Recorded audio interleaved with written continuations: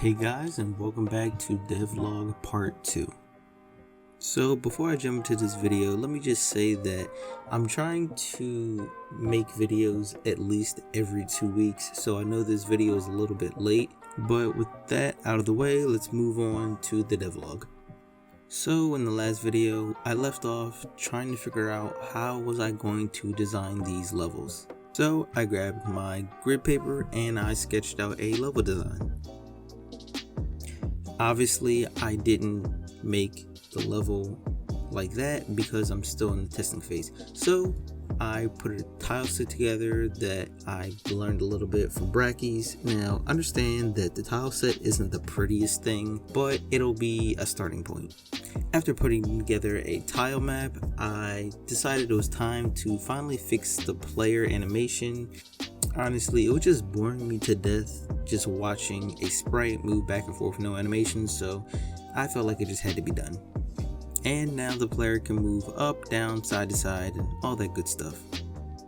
As for working on the core mechanics for the player, we have the steal, grab, and invisible buttons. So my idea was for the player to steal something in each level and do it within the time frame.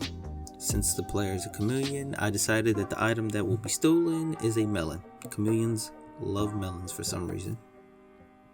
So I drew up a melon in Photoshop and slapped it up in Unity. After that, I created a countdown timer at the top, which counts down and lets you know when the match is almost over.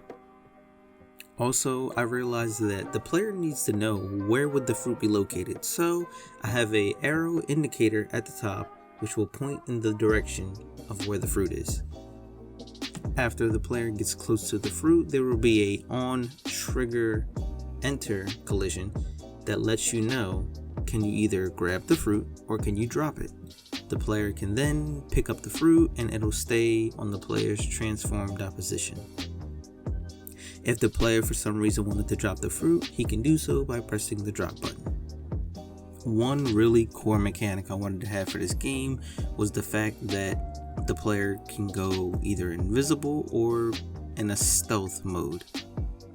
So I decided to take the sprite renderer and I decided to take the RGB and just take the A, so that would be the transparency, and lower it down so that way it would look like the character was going invisible. But honestly, I think that's just about it. There's not that much done in the game.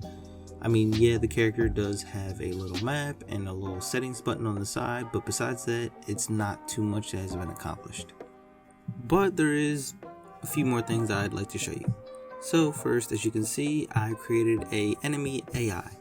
This is an example as in what you would do if you had players playing with you. Basically, let's say that the enemy was holding the fruit. You basically would go up to the enemy holding the fruit and you would press the steal button. But there are some parameters that are set that will let you know when can you steal and when can you go invisible. As you can see, it's almost a timer on the steal and the invisible button. Remember, the objective of the game is to basically be the last one holding the fruit when the timer runs out. Or I might just add in some type of location that indicates, okay, if you're holding the fruit and you make it to point B, then you won the game. But the game is still in development, so I haven't worked out all the kinks just yet. And the last thing I wanted to show you was the end screen. So if the timer runs out, or if you do end up being the last player holding the fruit, a screen pops up telling you who won, and it'll be a list. As you can see, your color chameleon would be in the middle and it'll have your name and you would be the winner.